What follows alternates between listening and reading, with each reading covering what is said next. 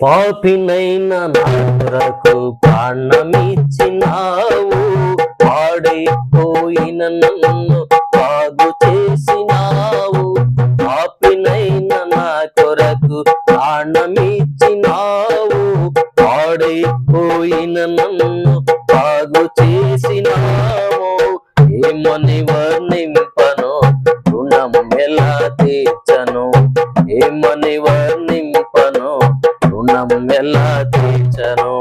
యేసయ్యా నీవు నాకు చేసిన మేలు, యేసయ్యా నీవు నాకు చేసిన మేలు, యేసయ్యా నీవు నాకు చేసిన మేలు, యేసయ్యా నీవు నాకు చేసిన మేలు వర్ణింపలేను, వివరింపలేను.